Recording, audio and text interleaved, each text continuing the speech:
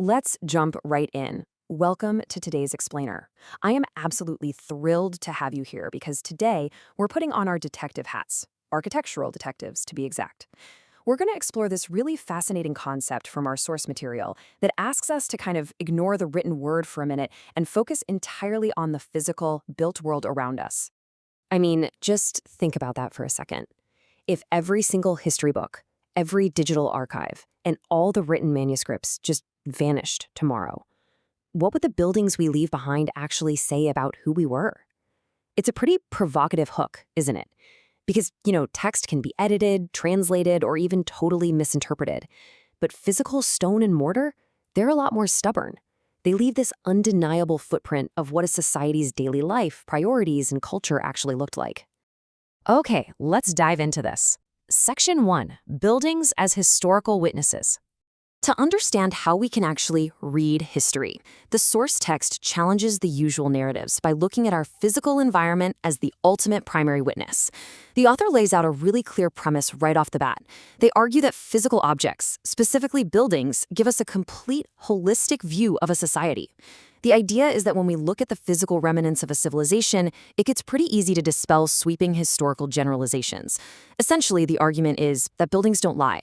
They provide a physical reality check against claims made by historians who might, have a specific agenda. Moving right along to Section 2, the British pub benchmark. To really hammer this point home, the author sets up a baseline that's super easy to grasp. Before we even look at the Middle East, they ask us to look at the United Kingdom. If you wanted to prove, with zero doubt, that Britain has a long, deep-seated history of consuming alcohol, how would you do it without opening a single history book? Well, you'd look at the architecture. Just think about this massive number, 47,200. According to the British Beer and Pub Association, that was the number of public houses in the UK back in 2019. The source points out that over there, bus stops are literally named after pubs. They are undeniable physical hubs of social activity scattered across every single city, town, and village. And it's not just the sheer volume either, it's the timeline. Get a load of this incredible figure, 1,500 years. The author highlights the old ferryboat inn in Holywell, England, which actually boasts a history stretching back over a millennium and a half. So the source establishes this clear benchmark here. A society with a deep historical culture of drinking is absolutely going to leave a massive, undeniable architectural footprint to prove it. All right, let's switch gears. Section 3. Istanbul. Mosques versus bars. Now, playing the role of impartial detectives, we're going to shift our geographic focus over to the ancient Muslim city of Istanbul. The big question is, if there was a hidden history of drinking in the Muslim world, as some folks claim, wouldn't we see a similar architectural footprint to the UK? The source takes us right down to the streets to compare Istanbul's mosques with its local bars. Now, what's really interesting here is that despite decades of modern secularization in the country, the physical layout of the city tells a highly specific story. We are looking at 3,113 mosques compared to just 304 bars today. The physical reality heavily, and I mean heavily, favors religious architecture over drinking establishments. But wait, the numbers are really only half the story. The timeline is where the author's argument really solidifies. Let's walk through this. A huge chunk of those thousands of mosques date all the way back to the time of the city's conquest in 1453. They are ancient. The bars, on the other hand, well, the source notes that they only pop up in the 20th century. Specifically, they arrive with the secularization brought about by the Young Turks and the final abolition of the Ottoman Caliphate. So the architecture itself is telling us that widespread drinking establishments are a strictly modern introduction, definitely not an ancient cultural staple. Let's look at the other side of the coin. Section 4, the written record debate. History obviously isn't just made of stones, it's made of stories, which brings us to the exact question the source asks next. But what about the written record? I mean, if the architecture shows zero evidence of ancient drinking cultures in these cities, why do some historical texts claim the exact opposite? Let's unpack the specific narratives the author is trying to debunk here. The source points to a specific piece of media to illustrate these claims, a 2011 Guardian article titled A Drinker's Guide to Islam by Colette Diab. The author notes that even though Diab's article was actually focusing on a modern beer festival in a Christian village in Palestine, Diab uses the whole thing to infer that Muslims, historically, have this long, hidden tradition of drinking.